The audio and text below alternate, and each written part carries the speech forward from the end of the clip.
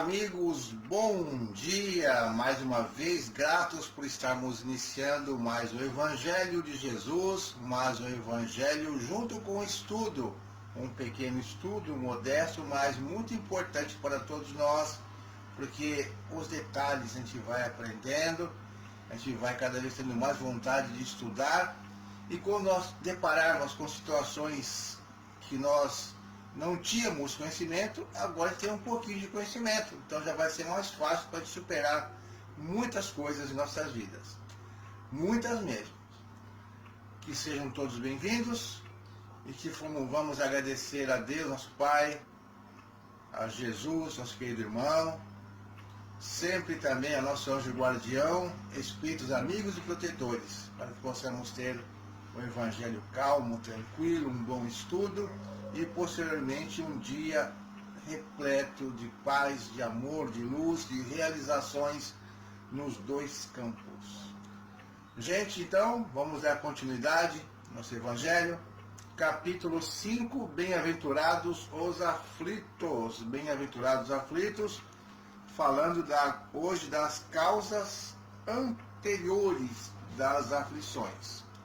Bom dia, Elizabeth, tudo jóia, minha irmã? Tranquilo? Deixa eu colocar aqui um negócio aqui. Então, a gente vai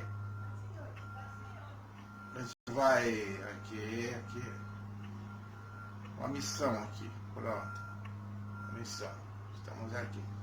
A gente vai dar continuidade no capítulo 5, Bem-aventurados os aflitos, causas anteriores às aflições. Mas, se há males dos quais o homem é a causa primeira nesta vida, há outros para os quais ele é, ao menos na aparência, completamente estranho e que parecem feri-lo como por fatalidades. Ao menos, tal é, por exemplo, a perda de seres queridos. Bom dia, Luciene, e de arrimos de família. Tais são ainda os acidentes que nenhuma previdência poderia impedir, os reveses da fortuna que frustram todas as medidas de prudência, os flagelos naturais, as enfermidades de nascença, sobretudo aquelas que tiram dos infelizes os meios de ganhar sua vida pelo trabalho, as deformidades, a idiotia, o cretinismo, etc. Os que nascem em semelhantes condições, com certeza nada fizeram nesta vida para merecer uma sorte tão triste, sem compensação, que não podiam ter evitado, pois impossibilitados de mudar por si mesmo e que os põem à mercê da comiseração pública. Porque, pois seres tão desgraçados incontrolados sob o mesmo teto e na mesma família, outros são favorecidos em todos os sentidos. Nós ouvimos ontem o trecho do Evangelho das causas atuais. Agora, fica meio difícil de compreender quando não tem essa noção do espiritismo, da doutrina espírita. Por que uns têm vantagem, uns são bonitos, outros são mais estranhos, outros têm fortuna, têm tudo à sua disposição, têm uma boa família, têm um corpo saudável, mente saudável, e outros com problemas físicos, problemas mentais, problemas financeiros. Por quê? Se não fez nada de ruim nesta vida. Você é uma pessoa até que boa nesta vida. Então vamos dar continuidade à leitura. O que dizer, enfim, das crianças que morrem em tenra idade e só conhecem da vida o sofrimento? Problemas que ainda nenhuma filosofia pôde resolver, anomalias que nenhuma religião pôde justificar, e que seriam a negação da bondade, da justiça e da providência de Deus, segundo a hipótese de que a alma é criada ao mesmo tempo que o corpo, e que sua sorte é irrevogavelmente fixada após a permanência de alguns instantes na Terra. Que fizeram essas almas que acabam de sair das mãos do Criador para aqui suportarem tantas misérias e merecerem no futuro uma recompensa ou uma punição qualquer se não puderam fazer nem o bem e nem o mal. No entanto, em virtude do axioma todo efeito tem uma causa, essas misérias são efeitos que devem ter uma causa. E desde que se admita um Deus justo, essa causa deve ser justa. Ora, a causa sempre precedendo o efeito, se ela não é da vida atual, deve ser anterior a esta vida, isto é, pertence a uma existência precedente. Por outro lado, Deus não podendo punir pelo bem que se fez, nem pelo mal que não se fez, se somos punidos é porque fizemos o mal. Se não fizemos o mal nesta vida, fizemos-la numa outra. É uma alternativa da qual é impossível escapar e na qual a lógica diz de que lado está a justiça de Deus. Portanto, o homem nem sempre é punido ou completamente punido em sua existência presente, mas nunca escapa às consequências de suas faltas. A prosperidade do mal é apenas momentânea, e se ele não espia hoje, espiará amanhã, enquanto o que sofre está espiando o seu passado. A desgraça que à primeira vista parece imerecida, tem, pois, sua justa razão de ser, e aquele que sofre sempre pode dizer: perdoai-me, Senhor, porque pequei. Vamos ver se a gente continua aqui, porque é grande também, mas vamos continuar a leitura. Item 7.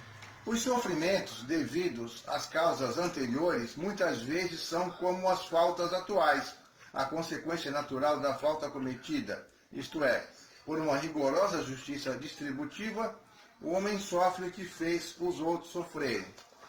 Se foi duro e desumano, poderá ser, a seu turno, tratado duramente e com desumanidade.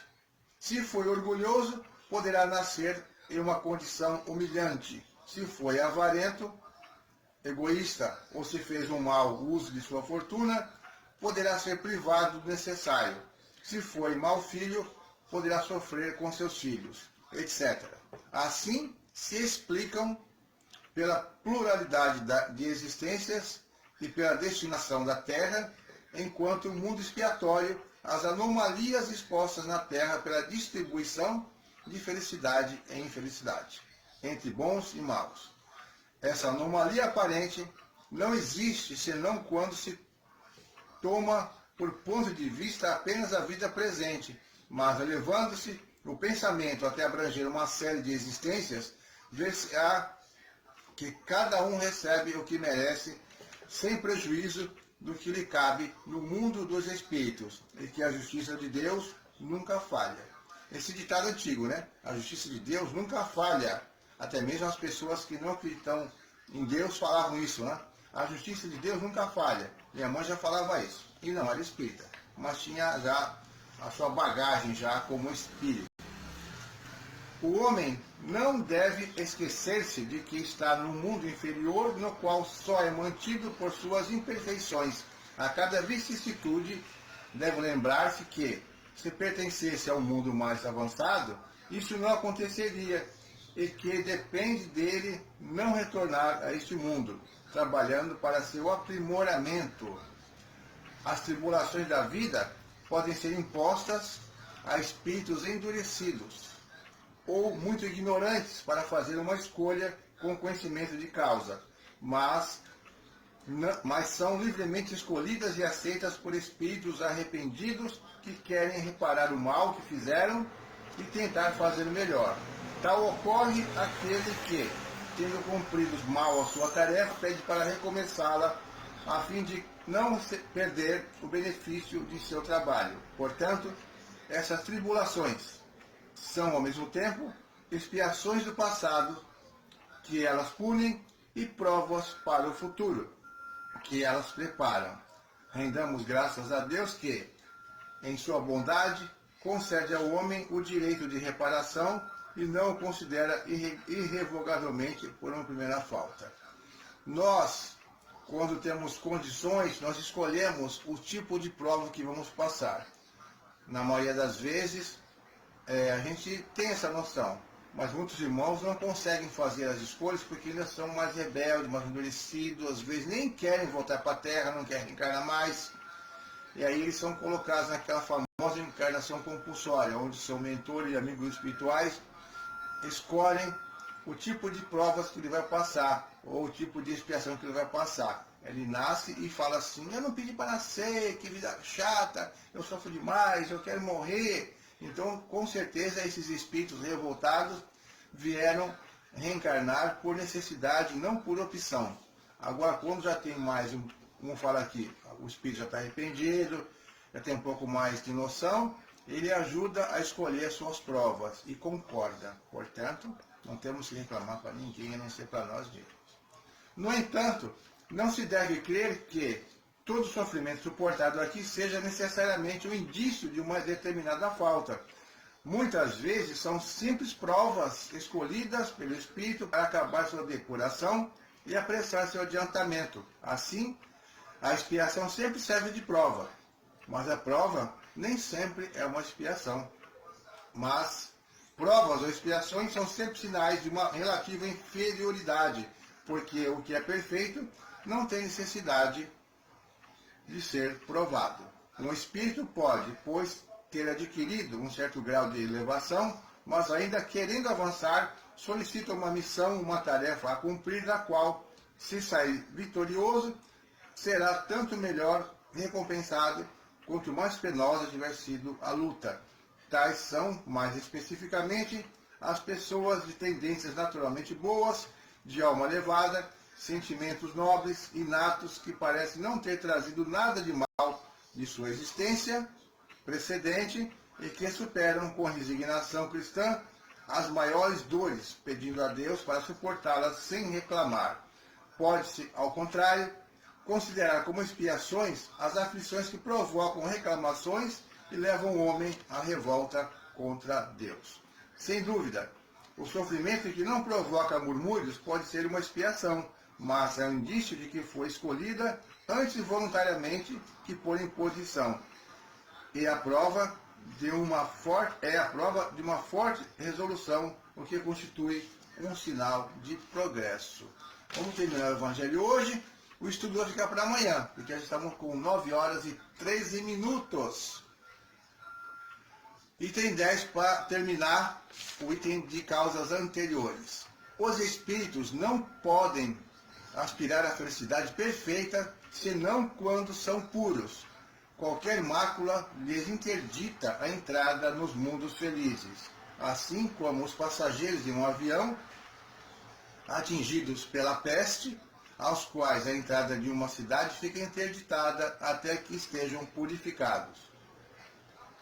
É nas diversas existências corpóreas que os espíritos se despojam pouco a pouco de suas imperfeições. As provas da vida fazem progredir quando são bem suportadas. Como expiações apagam as faltas e purificam, é o remédio que limpa a chaga e cura o doente. E quanto mais grave é o mal, mais o remédio deve ser enérgico. Portanto, aquele que muito sofre deve pensar que tinha muito a expiar e alegrar-se de ser logo curado. Depende dele, por sua resignação, tornar-se esse sofrimento proveitoso e não perder os resultados devido às reclamações o que provocaria a necessidade de recomeçar. Foi bom a gente terminar o Evangelho hoje, esse trecho, para ficar picadinho. No Livro dos Espíritos a gente para uma questão, continua e vai, mas o Evangelho às vezes é necessário de fazer o trecho completo. Então, gente, tá difícil? Tá ruim? A vida tá lhe dando provas, problemas, dores? Lembremos que isso é o efeito de uma causa que nós mesmos criamos no passado. Portanto, vamos agradecer a Deus e ter a força de vontade de superar todas as barreiras que nós temos, porque elas vão nos deixar, se for expiação, vão nos deixar com as contas pagas, ou pelo menos as contas referentes a essas expiações, porque temos muito mais contas do que nós imaginamos. Nós não suportaríamos pagar tudo de uma vez, e a misericórdia divina nos permite parcelar esses débitos, pagando de acordo com a nossa capacidade. E se for provas, não for expiação, maravilha, nos provando para nós termos condições de superar as barreiras do mundo de expiação e provas e estar reencarnando no mundo mais elevado, mais evoluído. Um bom dia para todos vocês. Hoje ficamos somente com o Evangelho, mas com certeza nós já tivemos uma boa noção, uma recordação do que nós estamos passando nessa vida. Se sofremos muito, é porque estamos pagando umas contas altas. Se sofremos um pouquinho, essa conta não foi tão alta, mas ainda estamos no planeta a caminho da regeneração, mas mais com o pé lá na expiação em provas. Portanto, estamos aqui recebendo oportunidades de estar sempre deixando para trás aquelas coisas ruins que a gente fez e tomando um novo rumo, um novo caminho. Um grande abraço para vocês, muito obrigado por estar aqui nesse sabadão, ouvindo o Evangelho, participando e vibrando juntos. Que possamos vibrar essa energia boa, essa luz para toda a humanidade, por nossos amigos, irmãos, para as pessoas que estão em dificuldades de saúde, para as pessoas que estão voltando para o lar, por qualquer motivo, desencarnando, que nós falamos em outras religiões, morrendo, padecendo, falecendo, que todos os espíritos recebam aquela energia que vai revitalizá-los e conscientizá-los no momento certo. Muita paz, até amanhã, fique com Jesus.